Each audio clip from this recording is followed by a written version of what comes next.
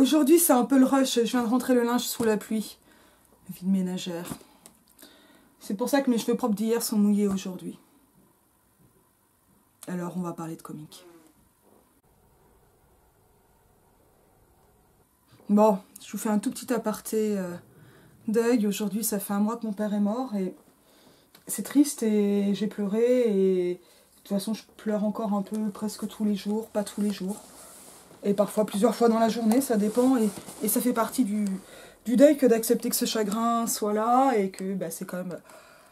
C'est vachement chiant les successions. Et là, là je vais calculer la TVA pour le mois de juin et le mois de juillet pour lui parce qu'il faut payer les impôts et que voilà, faut faire tout ça. Bah, c'est quelqu'un qui avait une entreprise et qui était indépendant, avec un statut d'indépendant libéral, donc donc on fait famille. Et c'est compliqué en ce moment. Mais bon, voilà, ça peut être dur, mais on tient. Et puis, quand faut pleurer, on pleure. Et je recommence à sortir un petit peu dans le calme. On est dans cette période où c'est bizarre de parler, d'aller dire des bêtises aux gens, et où en même temps ça fait plaisir. Et puis, ça vient ou ça vient pas. Et des fois, j'ai pas envie de parler. Et des fois, j'ai envie. Et puis en plus, tout le monde est en vacances. Voilà. Donc, c'est l'occasion d'aller... désétendre le linge sous la pluie et puis on continue à essayer de le chanter, si je puis dire. Je voudrais parler d'un bouquin dont j'ai entendu parler, non pas par Aurore Turbio, mais parce qu'il était conseillé à Aurore Turbio, mais en revanche, je conseille de suivre Aurore sur Twitter et notamment sur son carnet, parce qu'elle fait sa thèse sur la littérature féministe des années 70 en France et au Québec, et c'est passionnant.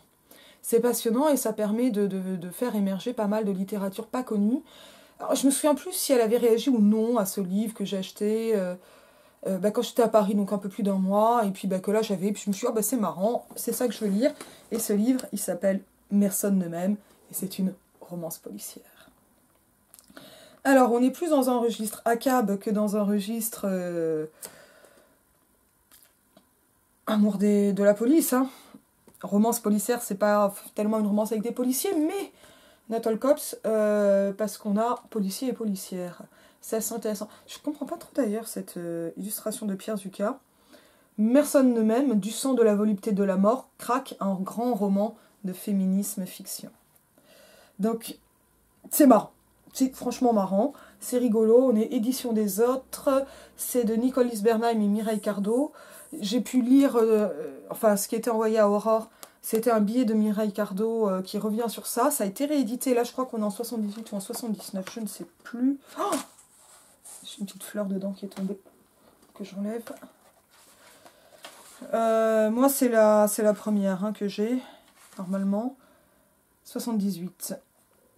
À Simone et aux Josette, femmes ou hommes qui vous trouverez des ressemblances avec nos personnages, ne vous en prenez qu'à vous. Et de quoi il s'agit là-dedans? Alors bon, qu'est-ce que c'est? De quoi il s'agit? Pourquoi c'est drôle? Dans Achevé d'imprimer en 79. Oui, voilà, écrit en 78 et dépôt légal premier trimestre 79. Réédité, je vous mettrai un lien de ça aussi. Après, je l'ai trouvé d'occasion pas cher et en bon état, donc j'étais contente. Pour mon petit côté collectionneuse, on le connaît bien. Personne ne m'aime, déjà ça donne un peu l'idée de pas mal de choses. Ça va être un roman policier un peu con-con. En fait, c'est du Frédéric Dard, mais en mode féministe. Et c'est rigolo parce qu'il y a une vidéo, je crois que c'est sur Apostrophe, alors je ne l'ai pas encore vue, mais celle-là, je vais la mettre en lien et la regarder maintenant, qui montre comment Frédéric Dard a dit de Nicolas Bernheim et Mireille Cardot quelles étaient ses filles spirituelles. Et on est vraiment là-dedans. Et ça m'a pas mal plu parce qu'on se demandait avec mon petit pote Mathieu dans quelle mesure on peut imaginer un San Antonio féministe. Et dans quelle mesure, dans ce potache, il y avait ou non du virilisme, du masculinisme, ou quelque chose, ce qu'il y a d'un peu gaulois. Ça, c'est quelque chose que j'ai plus compris en lisant ensuite Éliane Viennot, à laquelle j'ai consacré une vidéo pour l'âge d'or du patriarcat, l'âge d'or de l'ordre masculin, je sais plus le titre, mais super bouquin. Il se passe un truc sur le comique, c'est comme si les femmes ne pouvaient pas faire rire. Donc là, on a un article assez ancien, mais toujours vraiment solide, d'antisexisme. Je vais essayer de le mettre aussi, si j'oublie, vous me demandez dans les commentaires, je le ferai. Sur comment ça s'appelle? sur cette... il me semble qu'il y en a un sur le comique et la répartition sexiste du comique. En gros, et ça c'est un truc que j'ai malheureusement pu vérifier dans ma vie puisque je suis très drôle. Mais on ne rit pas toujours. Et il faut bien que je l'explique. C'est-à-dire que moi j'ai l'habitude de dire, et ça me fait beaucoup marrer, à un moment je suis vraiment idiote, je l'ai prêté à mon ex, mais c'est moi qui le disais. T'es pas capable d'un truc aussi fun. De dire que là je suis un peu Roger Rabbit dans le corps de Jessica Rabbit. Et ça crée un décalage qui parfois peut être marrant, parce qu'en général on va attendre des femmes qui sont pas dans les standards qu'elles soient drôles, et notamment qu'elles soient dans une autodérision qui en fait est une dévalorisation. Je vous renvoie au spectacle d'Anna Gatsby sur ces questions-là, et notamment sur la lesbophobie, mais ça marche aussi très bien avec la grossophobie. On se rappelle, la beauté, pas une ligne ne bouge. Donc évidemment, vous n'êtes pas censé être un cartoon. Et pourtant. Et une autre question qui est pour moi ultra importante, c'est... alors je ne vais plus me souvenir du titre exact, parce que sinon ça serait pas ridicule. Does Humor Belongs into Music? Je ne sais plus la préposition. C'est le titre d'un album de Frank Zappa. Est-ce qu'il peut y avoir de l'humour dans la musique? Moi je crois que oui, parce que je suis une fan de Ray Ventura, une fan de Zappa, et j'adore Gotenner. Et Gotenner, plusieurs périodes, je veux dire, j'aime vraiment le Yuki, quoi. Et ça m'amuse beaucoup. Alors, bon, dans les plus récentes, je suis amusée. Voilà, je suis amusée sur... je n'ai pas écouté tout le dernier album de Gotenner. Mais il y a vraiment un truc dans la musique comique, et en fait ça remonte aux guinguettes, je crois que ça va même jusqu'aux goguettes, et aux compagnies de chansons ambulantes. Et voilà, Eliane Viennot consacre tout un chapitre à ces questions comme ça de la chanson ambulante au 19e, c'est des trucs qui se sont poursuivis avec le cabaret, etc. Mais voilà, Anne Sylvestre n'est donc pas... un Brassens en jupon, c'est plutôt Brassens qui est une Anne Sylvestre en Bermuda. On peut aussi le voir comme ça. Et cette question d'humour, de comique dans la chanson, elle se pose aussi en des termes pas simples pour le féminisme. J'aime bien dire qu'il y a quand même des grands enjeux littéraires qui ne sont pas juste dans la beauté de la forme pure, du bel objet fini, formel, etc. Donc tout ce qui va appartenir à cette dimension romantique de la littérature. Ça vient de l'Allemagne, c'est le romantisme allemand de 1800, je vous renvoie à l'absolu littéraire de Jean-Luc Nancy et Philippe Lacoue-Labarthe. C'est vachement bien, et August mais je trouve que là-dessus, Lacoue-Labarthe et Nancy sont vraiment efficaces. Pour comprendre ce moment très particulier qui fonde la littérature en un art autotélique, c'est-à-dire qui est à lui-même son propre but, alors qu'on a des espèces... Ça a fait qu'on a donc séparé belles lettres avant et littérature, le régime dans lequel on est, qui va aussi sacraliser l'auteur, etc. Et ça, il y a pas mal de choses qui se discutent et qui sont compliquées là-dessus. C'est pour ça que les écrivains, les écrivants, les écranvins, etc., pour parler des différentes façons d'écrire aujourd'hui, c'est quand même des choses qui sont ultra intéressantes et hyper vivantes. Et ultra dynamiques. Et il se passe quelque chose dans les caniveaux des tours d'ivoire. Mais ça s'est aussi fait pour la chanson, le comique troupier, etc. Et moi, j'avoue, j'aimerais bien voir quand même une vraie reconstitution, ou voir un vrai spectacle de pétomane, quoi. Parce que ça, c'est des trucs, je sais pas, on vous dit qu'on devient grossier, mais quand même, on a eu des stars qui étaient pétomanes, qui faisaient des spectacles de prout. Et, voilà. Et donc, il y a toujours ces questions qui sont extrêmement importantes, notamment pour la littérature, mais ça marche pour le cinéma et les autres arts. Comment on suscite une émotion pure? Une émotion pure, c'est en fait quelque chose qui va plus amener un état corporel. Faire peur, frissonner par exemple, faire pleurer, faire rire, faire bander. Bon, Éric Bordas, à Normal Sup, nous disait régulièrement, et j'ai passé qu'une année, je suis pas normalienne, j'en reparlerai probablement de ça. Alors, il nous le disait, puis c'était dans un de ses livres sur ça, je sais plus lequel, rire ou bander, il faut choisir. Voilà, il y a quelque chose, en général quand on a peur, on bande pas ou on rigole pas en même temps. Voilà. Ça, c'est quand même des choses qui sont intéressantes. Et en fait, ces choses comme ça aussi primaires, c'est ce qui amène les sous-genres. La comédie, le drame en sous-genre, on va aller plutôt du côté des comédies romantiques, par exemple. Alors ça, c'est encore une autre émotion qui est super dévalorisée. De toute façon, quand on parle par exemple de cinéma de genre, en général, on parle quand même de cinéma de genre reconnu par le genre masculin, les nanars. Alors qu'il y a vraiment quelque chose autour des rom-coms, des comédies romantiques, etc., qui est hyper intéressant. Et avec beaucoup d'appropriation, ironique ou pas. Et bah, je sais pas, moi j'aime bien les romances. Je vous avais dit une fois que j'avais adoré lire Bye Bye Blondie de Despentes, parce que bah, c'était de la pure romance, sauf que c'est une punk, et que ça me faisait du bien. Voilà. Je suis pas punk. Et faire rire, bah voilà, les comédies, c'est quand même un truc, bon, c'est compliqué. Alors bon, il y a Lou Beach, hein, mais il y a Mel Brooks, mais on a toujours un peu tendance à considérer que comme on rigole comme ça, et puis qu'on bouge, et puis hop, que ça entraîne le corps, ça dévalorise. Bon, on peut sortir de ces hiérarchies, et ça pose des questions qui, stylistiquement, mais aussi politiquement, sont, à mon avis, ultra importantes. Parce que ça fait entrer le corps. Dans l'art, comme dans la politique. On peut penser l'art sans la politique. Mais là, avec Personne ne m'aime, bah, voilà, on n'est pas dans un grand roman. Ça n'en a pas la prétention. Mais il se passe quelque chose qui est quand même ultra intéressant dans l'écriture et dans la visée éthique et politique du bouquin. Mireille Cardo explique dans le billet, ou les propos recueillis dans le billet, je ne sais plus trop, que je mets en lien, que c'est à son avis la seule œuvre comique de l'époque MLF. Alors je pense qu'elle le dit pour la littérature, j'en doute.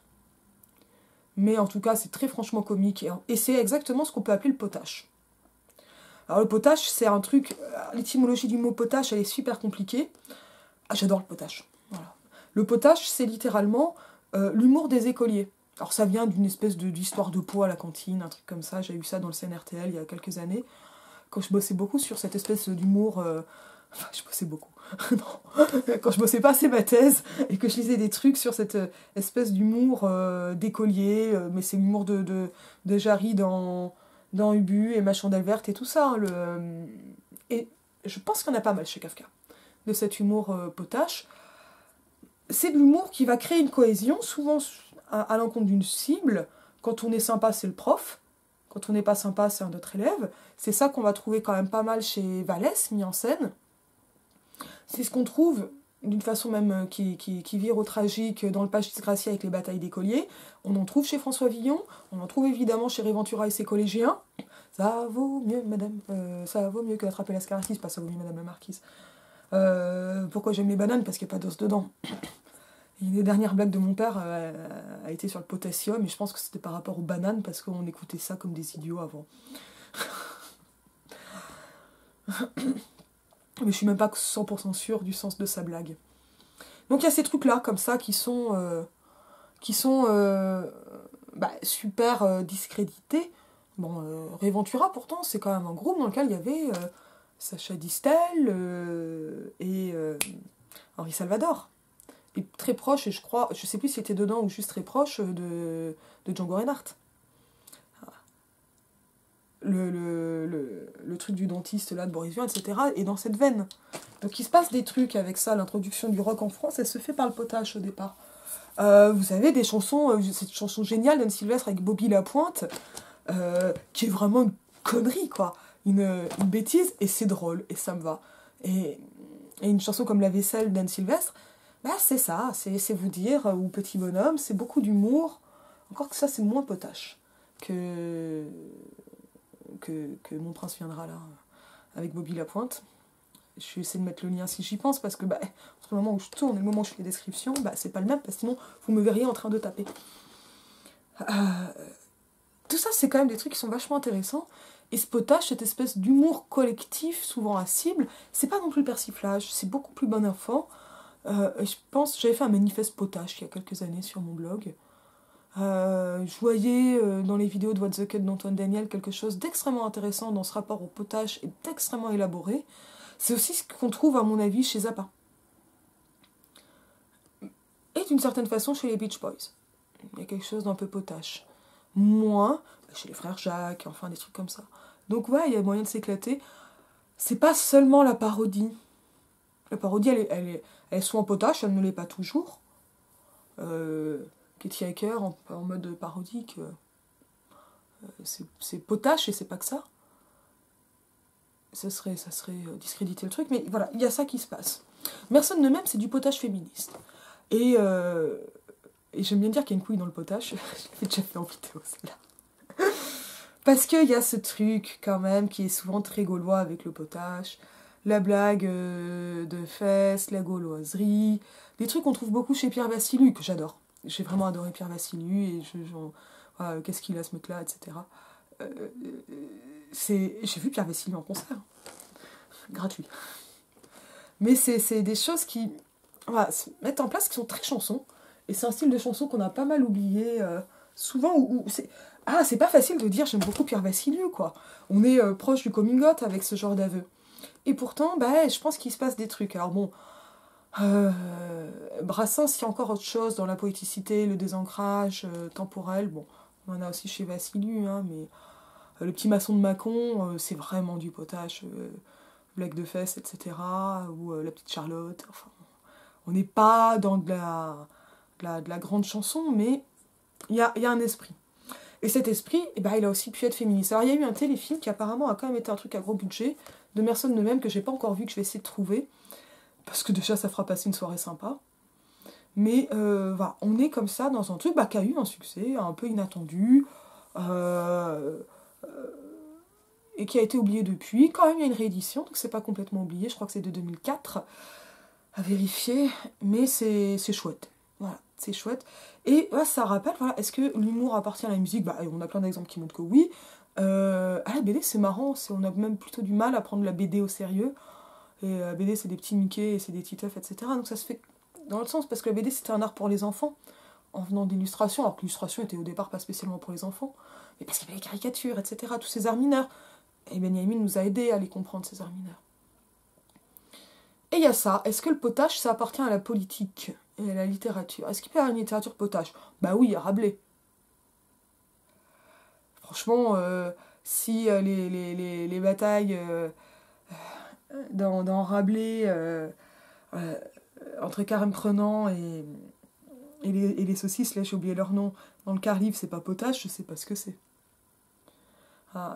Si Panurge n'est pas un personnage potache, je comprends pas. Alors, une des caractéristiques du potache, c'est souvent de moquer l'école.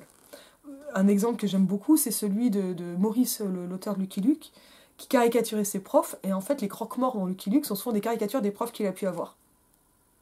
Et franchement, j'aimerais bien finir en croque-mort dans une BD comme Lucky Luke. Et voilà, c'est ça. La caricature qu'on se fait passer entre les rangs, l'humour de Cabu, la fille du proviseur, ça c'est potache. Et c'est encore autre chose, Cabu. Il y a ce genre de trucs. Donc c'est souvent sexiste. Parce que, on peut prendre des raisons psychologiques débiles, mais en fait, ça tient pas. Si les garçons sont sexistes quand ils sont ados, c'est parce qu'il y a...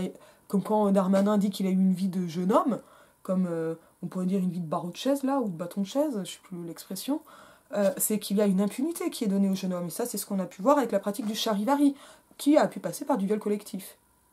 Notamment de femmes dont on savait qu'elles vivaient seules et dont la porte a été fracturée par des groupes de jeunes hommes. Bon, voilà, c'est pas toujours sympa en fait. Voilà. Et là, voilà, c'est ce qu'on voit très bien avec American Pie. American Pie, c'est vraiment du potache. On est en milieu, on va dire, estudiantin, étudiant, les confréries, etc. Mais ce sont des milieux qui peuvent être extrêmement violents. Et on a aussi quand même pas mal de parodies des professeurs, de choses de cet ordre-là, qui vont se retrouver dans le potache, des caricatures de cours. D'une certaine façon, la leçon d'Ionesco, c'est du potache qui vire au tragique grinçant, des choses de cet ordre-là.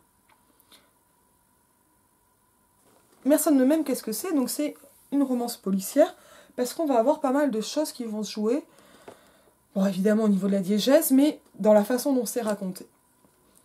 On l'a dès le titre, qu'est-ce que ça raconte ? Ça nous raconte qu'un jour, Brigitte de Savoir est retrouvée morte chez elle, par une pervenche, donc par une policière, donc ce sont celles qui mettent les contraventions, qui se rend compte qu'elle ne la voit plus, qui se renseigne, elle ne savait pas qui c'était, et qui trouve son cadavre. Et elle a été assassinée. Brigitte de Savoir, c'est évidemment un nom codé pour Simone de Beauvoir. Rien que ça, c'est drôle. Et le côté de Savoir est quand même super fun. Et à partir de ça, on va avoir une petite intrigue policière, avec une concurrence police, et c'est pas exactement le MLF, c'est des caricatures de MLF, mais comme ça c'est super drôle, avec des sous-groupes, des personnages hautes en couleur, parce que c'est souvent des femmes, des policiers acéphalos parce que c'est plus fun, et et la policière elle-même qui va rester, il y a un tout petit peu d'histoire de couple, résolution du crime, etc. On est sur quelque chose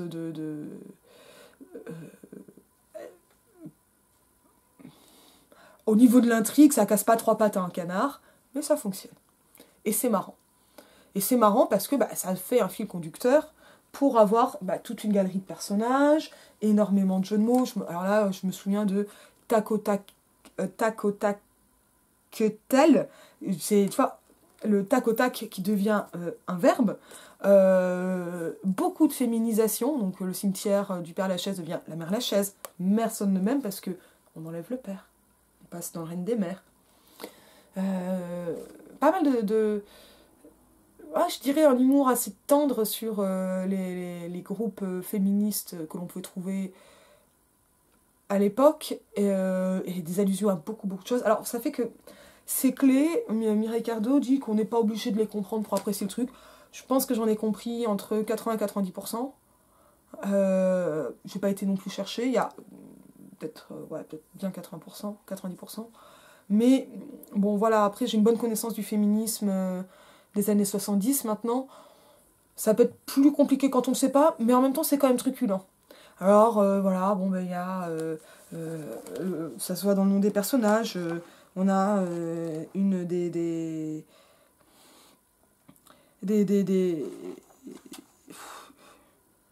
chefs de file qui s'appelle René Vivien.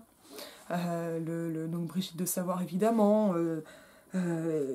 Très rapidement, on voit à un moment les Bus s'abusent, qui reprend les Mus s'amusent, le groupe de vidéastes fondé par Seri Geroussopoulos.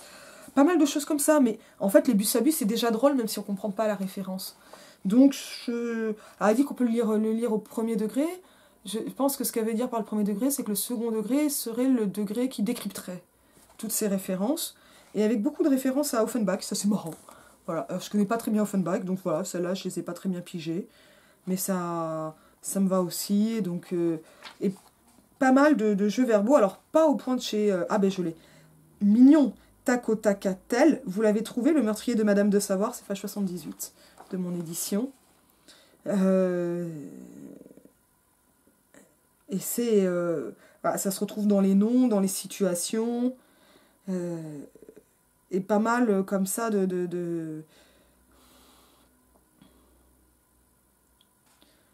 voilà. À l'origine, c'était simplement un festival mondial de films de femmes qui se tenait tout en haut du machin. Il y avait 100 225 films au programme, petite partie seulement de la nouvelle et énorme patrimoine filmique.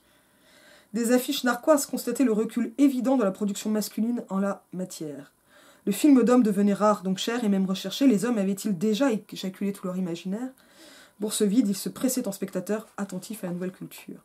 Alors, il y a un truc comme ça, il y a des moments un peu semi-utopistes sur un pouvoir des femmes, et qui est quand même pas atteint. On n'est pas dans de la SF, mais on a ce genre de moments qui pointent vers un féminisme triomphant et une peur et une colère des hommes, qui n'est pas sans rappeler les incels actuels, mais ça, on est toujours dans ce mythe de la crise de la masculinité, qui est extrêmement pénible, parce que la crise de la masculinité n'existe pas.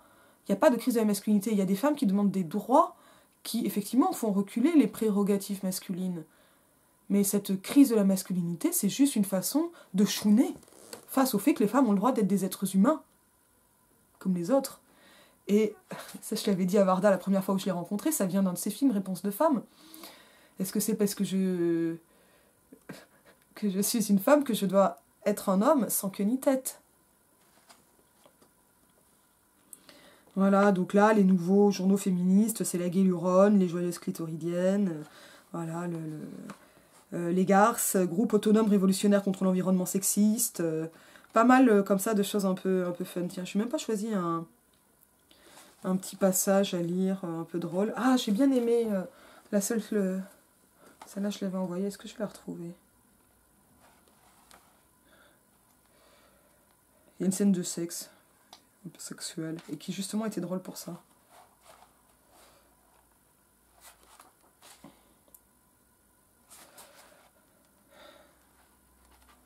Voilà, donc c'est à peu près chronologique, mais on suit plusieurs personnages, on a de l'attachement, mais on n'a pas vraiment une ou un personnage principal.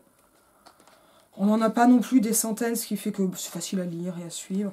Ah oui, par exemple, il y a 2 flics qui s'appellent Linné et Lucky. Hyper drôle. Hyper drôle. Ça, c'est tout le temps. C'est partout, ce genre de truc. Le grand livre de Simone de Beauvoir, c'est Démons et sorcières. Alors...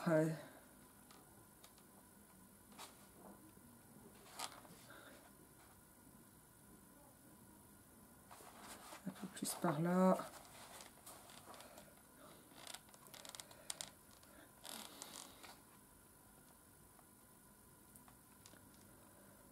avec les dissensions qui font que les féministes sont présupposées coupables par la police, et les féministes elles-mêmes qui finissent par prendre en charge l'enquête et comprendre. On a en même temps la gardienne des Sceaux, qui est assez arriviste, un personnage qui s'appelle Rossé Lavie, ça c'est par rapport à Duchamp. Enfin bon. Ah, c'est par là.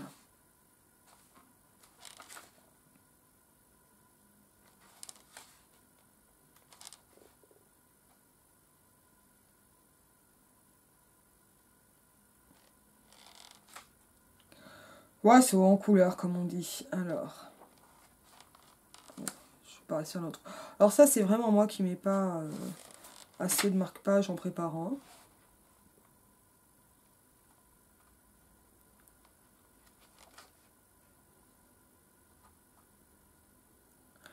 Voilà, certaines citertines et entreprirent une chaude conteste de l'organisation funèbre.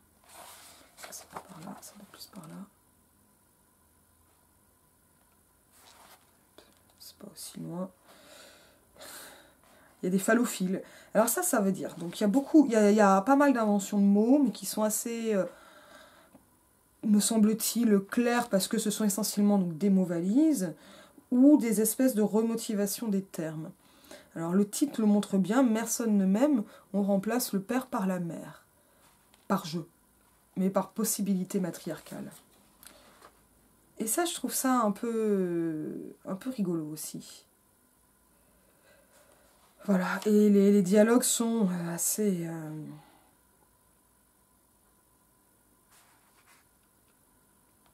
Voilà. Donc ça veut dire qu'on va avoir des remotivations de locution, des détournements de locution, donc d'expression. Ah voilà, c'est ça.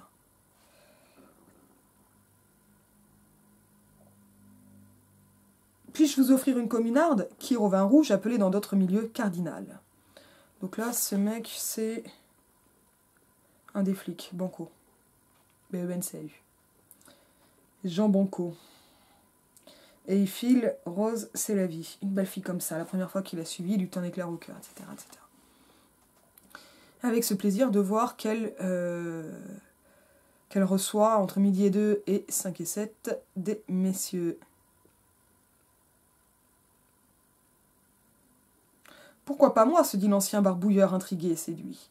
Connaissant ses habitudes de lit et de bouche, il ne lui fut pas difficile de l'aborder dans un restaurant chic mixte où elle jetait ses filets. On est page 124 et suivante. Il savait par cœur le nouveau manuel de drague. Alors ça, c'est vraiment un taquet en avance, mais aux équivalents de l'époque, aux abrutis de Zemmour ou de Soral, sociologie du dragueur, le premier sexe, ou aux pick-up artistes. Donc aux mecs qui font des modes d'emploi de drague, qui sont en fait des modes d'emploi de manipulation. Donc, puis-je vous offrir une communarde? Hop, je saute un peu. Rose accepta, no problème. Elle avait repéré ce type qui la suivait, elle suscita l'occasion de cette rencontre sans qu'il s'en doutât. Il lança un discours laudatif des progrès post-féminisme. Et j'ai trouvé un néo-féministe là-dedans d'ailleurs. Vous comprenez, j'en suis tout bouleversée dans ma vie quotidienne, j'apprends à devenir indépendant. Au fond, j'ai toujours aimé les petits travaux du ménage, mais avant, je n'osais pas le dire. Il fallait être viril sous peine de ridicule, tandis qu'aujourd'hui, j'accepte la féminité qui parle en moi. Elle écoutait cet homme modernisé en stéréotype. Un de plus qu'un malus change pas de main, soupira sa voix intérieure. C'est le titre d'un autre bouquin qui évoque à plusieurs reprises. La communarde avalée, elle proposa une partie de go dans sa carré pas loin. Ils allèrent. C'était une bonbonnière à miroir estampillée 18e sur les murs. Le lit a l'air confort, une pétale acquis. Il empoigna comme une bête assoiffée de plaisir. Elle laissa faire. Il se rappela à temps qu'il fallait se préoccuper de son plaisir à elle. C'était dans le manuel.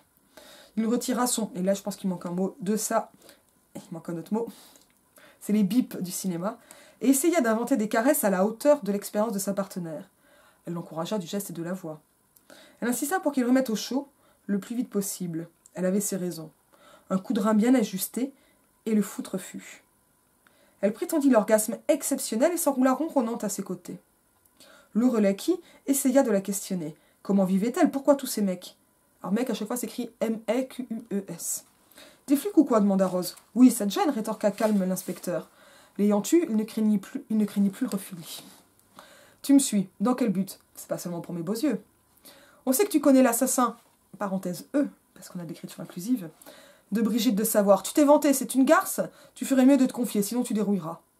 Rose se leva lentement du pieu, rhabilla. C'est donc ça, vous nous espionnez? Vraiment le comble. J'ai plus rien à vous dire. Faites ce que vous voulez, mais dehors. L'Aki se remit en bourgeois et prit la porte.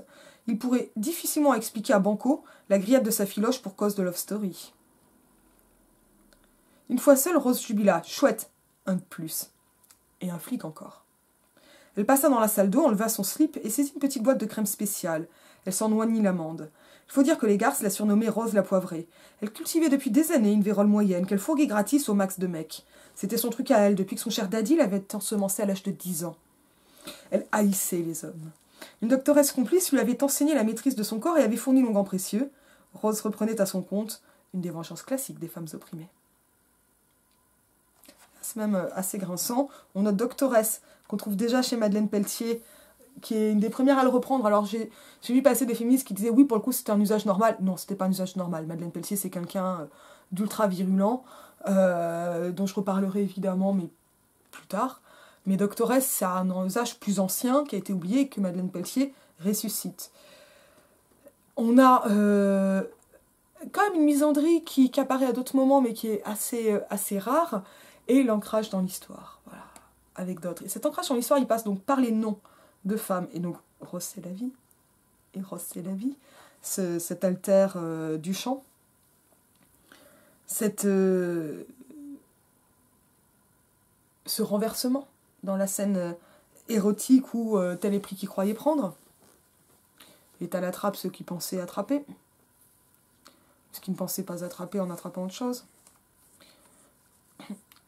On a comme ça ces jeux de renversement qui pour moi sont vraiment typiquement féministes et qui vont passer donc par pas mal de... Donc, bon, pour cause de Love Story, ça c'est vraiment des trucs qu'on peut trouver chez Frédéric Dard, avec ses positions un peu loufoques. C'est pas aussi marqué, notamment, on n'a pas une narration, enfin une voix narrative qui est très marquée. Ici, elle passe comme ça. Mais on a comme ça ces réinvestissements lexicaux. Parce que ils vont permettre, ça on en parlait avec Tiffen D, de ces questions de langue, comme le mot matrimoine, ils permettent, par la visibilisation du féminin, de montrer, au moins en creux, l'omniprésence du masculin dans la langue française standard. Et ça, c'est quelque chose qui est à la fois drôle, et ici profondément drôle, mais aussi, bien sûr... bien politique. Voilà. Et puis les rues. Elle rentra chez elle, rue Emma Beauvoirie. B-A-U-V-O-I-R-I-E, avec la voirie. Mais c'est super rigolo.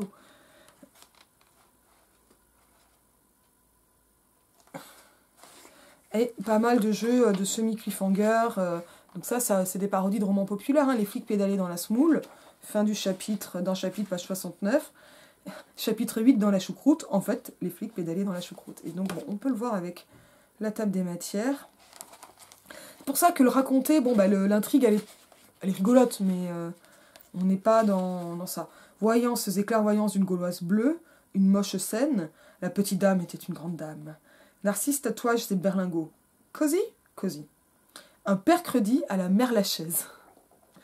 Vous n'auriez pas vu René Vivien? Dans la choucroute, une tranche de vie, couper les nouilles au sécateur, comme on coupe les cheveux en 4, action de garce, crochet, dentelles et ragnagna, une saute au seau, les petites futées, personne ne m'aime, pif paf sur les faf, qui a un moment super drôle. Un saké à Saint-Ouen, Zen, la vengeance des ménagères, ou quand c'est fini, ça recommence. Bon, et c'est vraiment ce style-là. C'est dans du... Donc on est dans du... du potache qui va mêler comme ça des références, des jeux de mots,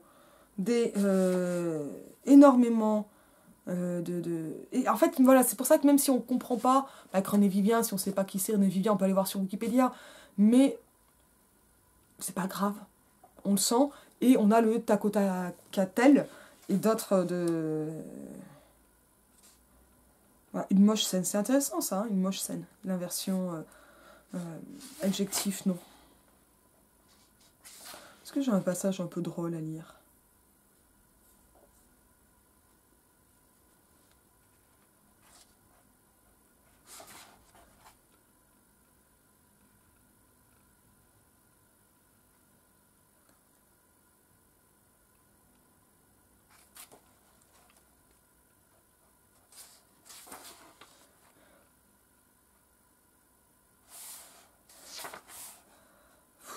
Je trouve que tout est drôle, en fait. Mais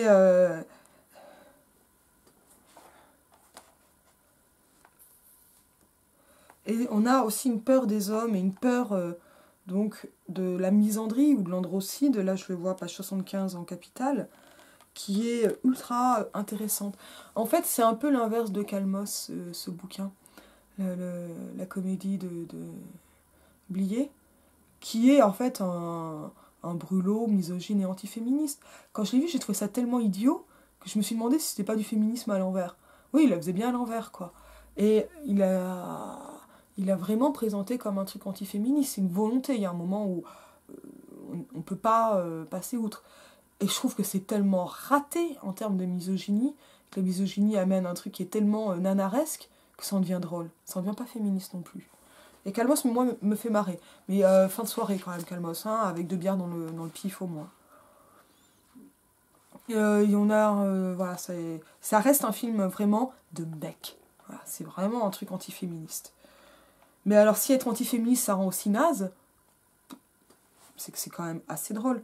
Et donc, il y a quelque chose comme ça où... Voilà, donc, oui, le potache, il peut appartenir au féminisme, et je pense qu'il appartient très pleinement au féminisme. Et que, comme un des grands principes du féminisme, c'est le renversement du monde tel qu'il est, non pas en mode carnaval, à la Bayrtine et tout ça, carnaval, Moyen-Âge, tout ça, mais de montrer qu'on est dans un monde qui va pas droit et qu'il s'agit de remettre à l'endroit pour que les choses aient une juste place. C'est quand même en gros un des principes du féminisme et que je retrouve chez pas mal de théoriciennes ou d'autrices féministes. Et là, en ce moment, je bosse beaucoup sur les Saint-Simoniennes, qu'on est en 1832-33, on va doucement vers 34. Je peux pas dire que ce soit des grandes autrices comiques, hein, ça serait très très exagéré, mais on a ces figures de renversement et commence à poindre l'art de la punchline. On l'avait avant, hein, chez d'autres, évidemment. Mais la punchline, c'est un truc extrêmement important chez les féministes. Et la punchline absurde, ou qui va montrer une absurdité du monde et une autre façon, et donc ouvrir une brèche pour penser autrement, c'est vraiment un truc MLF. Une femme sans homme, c'est comme un poisson sans bicyclette. C'est d'ailleurs repris, il y a des jeux autour de ce slogan. Prolétaires de tous les pays, qui lavent vos chaussettes.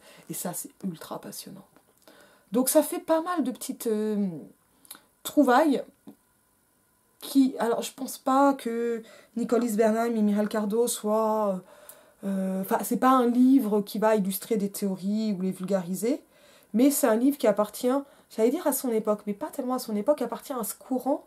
Et le MLF, c'était aussi un mouvement qui pouvait être très potache. Comme j'avais pu le signaler avec Mazo et Miso vont en bateau de Seri Gerousopoulos, qui est pour moi du Antoine Daniel, What the Cut, mais en féministe et des années 70, donc c'est quand même super chouette.